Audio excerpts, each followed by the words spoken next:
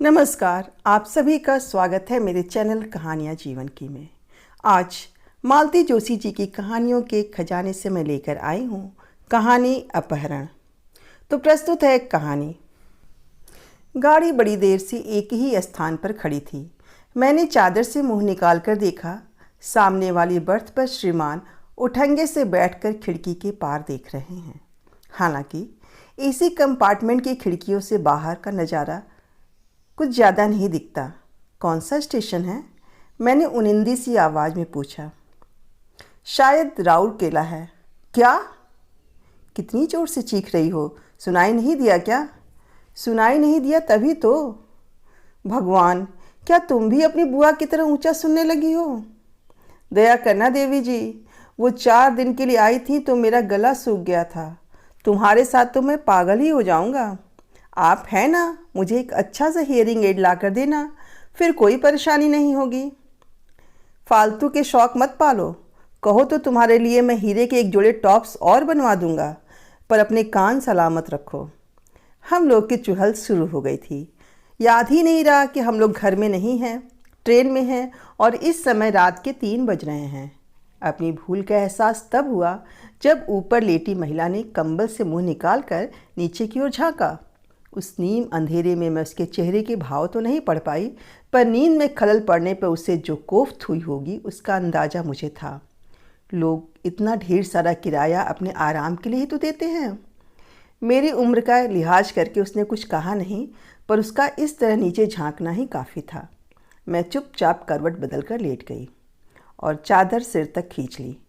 इन्होंने 1-2 बार कुछ कहना भी चाहा, पर मेरी ओर से जवाब न पाकर चुप हो गए। एक अरसे बाद ट्रेन में बैठी हूँ। इस बीच ट्रेन के कायदे कानून लगभग भूल ही चुकी हूँ।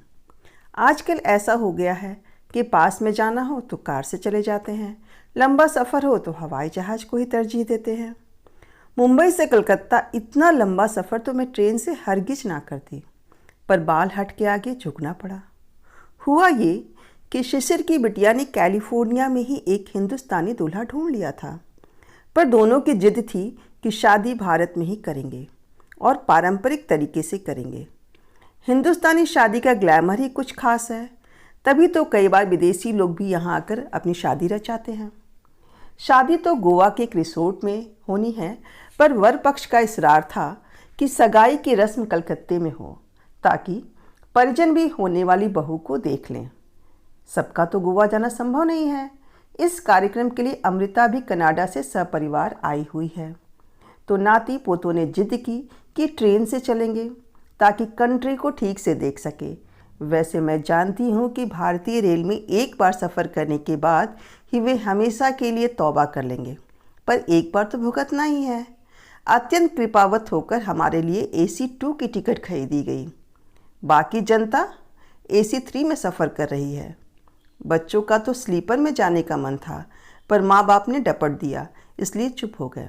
मैंने सिर तक चादर तो ओढ़ ली थी, पर नींद कोसों दूर जा चुकी थी। राउरकेला मेरे कान में हथौड़े की तरह बज रहा था। इस नाम के साथ मेरा परिचय तब हुआ जब MA करने के बाद मेरे लिए वर संशोधन की शुरुआत हुई। राउरकेला स्थित किसी प्रोजेक्ट पर काम करने वाला यह इंजीनियर लड़का लिस्ट में सबसे ऊपर था। उन दिनों इंजीनियर्स टके के 20 नहीं मिलते थे और इस नाम के साथ अच्छी खासी गरिमा जुड़ी हुई थी। श्रीमान जी उन दिनों किसी ट्रेनिंग के लिए विदेश गए हुए थे। बरेली से उनके माता पिता अपने एक स्थानीय रिश्तेदार के साथ आकर मुझे देख गए थे और अपनी पसंद भी जाहिर कर गए थे। उन्होंने कहा था कि बेटा विदेश से जैसे ही लौटेगा फॉर्मली ज्वाइन करने से पहले आपके यहाँ आएगा। उसकी स्वीकृति के बाद ही रिश्ते पर आखिरी मुहर लगेगी। पर उन्हें अपने आज्ञाकारी बेटे पर पूरा विश्वास था। वे बोले, आप तो शादी तयशुदा ही समझिए, बाकी तो सब फॉर्मेलिटी है। उनके इसी विश्वास ने मुझे बल दिया और मैंने सपने बुनना प्रारंभ कर दिया था। 3 महीनों तक मेरी ही नहीं घर भर की आंखें कैलेंडर पर लगी थी। नियत तिथि पर हमें उनके आगमन की सूचना मिली और घर उनके शाही स्वागत की तैयारी में डूब गया। यह कोई लड़की देखने का मामूली कार्यक्रम नहीं था, भावी दामाद की आगवानी थी। नियत समय पर वे मामा जी के साथ पधारे। माँ और भाभी रसोई में व्यस्त थी, भैया और पापा बाहर का इंतजाम देख रहे थे और मैं अपने श्रृंगार में मसरूफ़ थी और बार बार आईने में अपने को निहार रही थी। हम लोग को पता ही नहीं था कि बाहर नियति कुछ और खेल रच रही है। शानदार अभ्यर्थना के साथ उन्हें भीतर लाया गया। आसनस्थ होने के बाद मामा जी ने बताया कि एक बार आने के बावजूद वह थोड़ा भटक गए थे, जिससे रास्ता पूछा। संयोग से वह आपकी किराएदार ही निकली, वही हमें गेट तक छोड़कर गई। नाश्ते का शाही सरंजाम पूरा होने के बाद ही भाभी मुझे ड्राइंग रूम में लिवा ले गई। मैंने देखा इस अभूतपूर्व स्वागत से उदासीन वह शख्स अनमना सा बैठा था। मुझे लगा शायद उन्हें मेरी प्रतीक्षा होगी। मैंने बाहर आने में जानबूझकर देर कर दी थी ताकि प्रतीक्षा की घड़ियों को लंबा खींचा जा सके, पर मेरे आने के बाद उन्होंने बस एक बार नज़र उठाकर मेरी ओर देखा, फिर मेज पर पड़ी पत्रिकाएं उलटते पुलटते रहे। मामा जी एक बार आ चुके थे, थोड़ा परिचय था, इसलिए इधर उधर की बातें करते रहे, पर श्रीमान जी के मुंह में दही जमाए बैठे रहे। भैया को लगा कि लड़का फॉरेन रिटर्न है, ऐसे बोझिल वातावरण में उसे घुटन महसूस हो रही होगी, तो उन्होंने कहा कि आप दोनों थोड़ा टेरेस पर बैठ लो या चाहो तो कार में शहर का एक चक्कर ही लगा लो। पापा की अनुमति लिए बिना ही भैया ने यह दुस्साहस कर डाला था, पर उनका यह वार भी खाली गया। दूल्हे राजा ने अपना मौन व्रत नहीं तोड़ा तो नहीं तोड़ा। थोड़ी निराशा तो हुई, लगा मेरा श्रृंगार व्यर्थ हो गया। बंदे ने आंख उठाकर देखा भी नहीं, पर माँ पापा बड़े खुश थे, कह रहे थे संस्कारवान लड़का है, उसे अभी नए जमाने की हवा नहीं लगी है। हमें तो लगता है कि माँ बाप ने ठेल कर भेजा होगा, क्योंकि उन्हें तो पहले से ही विश्वास था कि उनकी पसंद ही उसकी पसंद होगी। उसके बाद शुरू हुई लंबी प्रतीक्षा। लंबी इसलिए कि उन लोगों ने जवाब देने में बहुत देर लगा दी थी। सच तो यह है कि उन्होंने अपनी ओर से जवाब दिया ही नहीं। उनकी लंबी चुप्पी से परेशान होकर पापा ने ही स्थानीय प्रतिनिधि से मामा जी को फ़ोन लगाया था।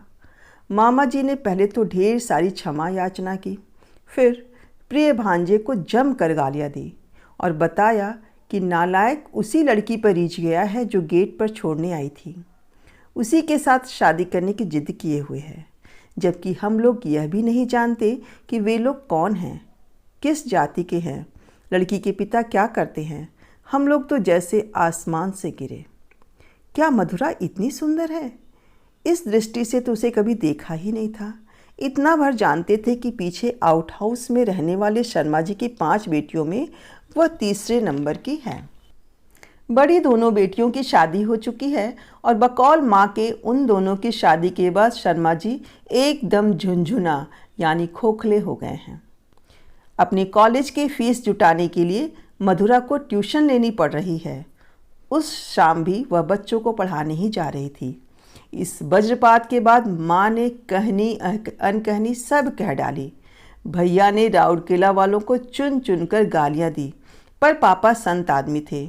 उन्होंने कहा कि उन लोगों को क्यों कोसते हो, यह तो उन लोगों के दरवाजे गए नहीं थे।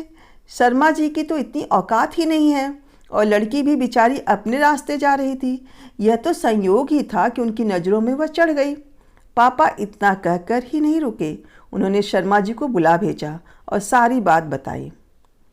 शर्मा जी बेचारे पापा के चरणों में गिर पड़े और बार बार माफ़ी मांगने लगे। पापा बोले, पंडित जी आप क्यों माफ़ी मांग रहे हैं? आपने क्या किया है और हम लोगों के करने से होता ही क्या है? यह तो सब विधि लिखित हो रहा है। हम लोग नाहक ही बेटियों को कोसते हैं।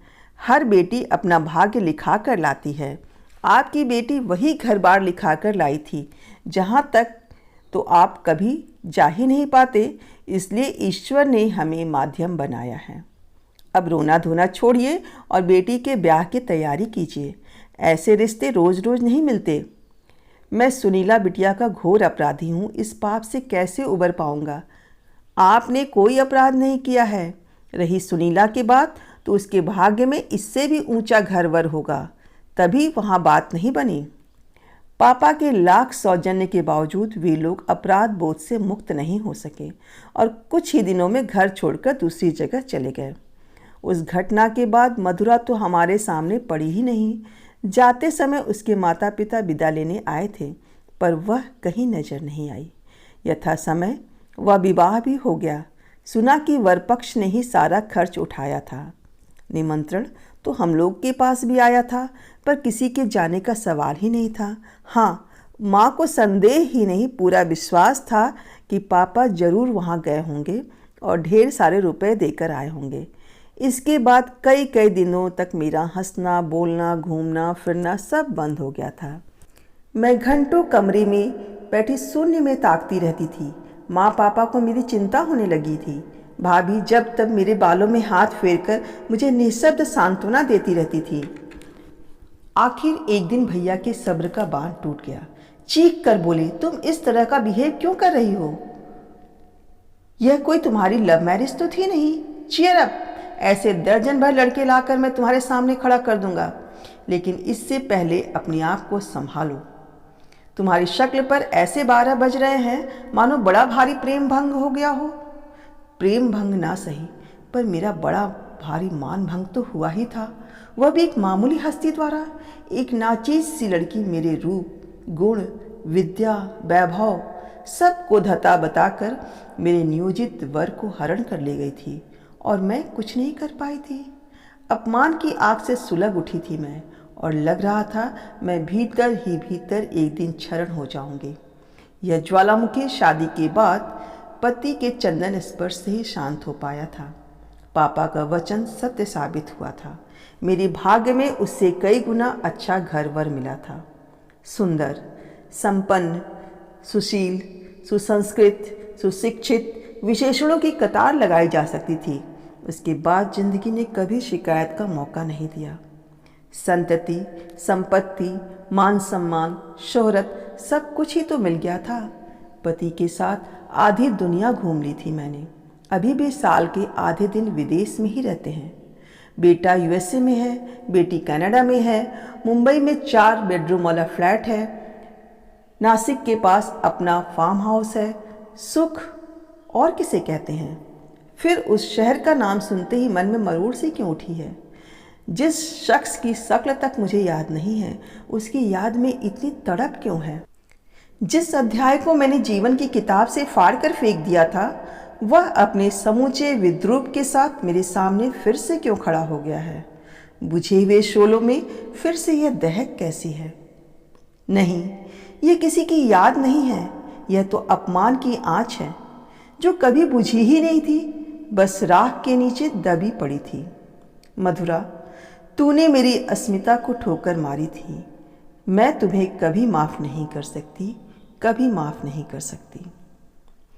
तो अभी आप सुन रहे थे मालती जोशी जी की कहानी अपहरण। मालती जोशी जी तथा अन्य लेखक लेखिकाओं की अन्य कहानियों को सुनने के लिए आप मेरे चैनल को लाइक करें, शेयर करें और सब्सक्राइब करें, ताकि मेरी नई कहानियों का नोटिफिकेशन आपको जल्द से जल्द प्राप्त हो सके। तो बने रहें मेरे चैनल कहानियाँ जीवन की के साथ। मिलते हैं अगले वीडियो में, तब तक अपना ख्याल रखें, खुश रहें और जीवन में आगे ही आगे बढ़ते रहें। आप सभी का एक बार पुनः धन्यवाद।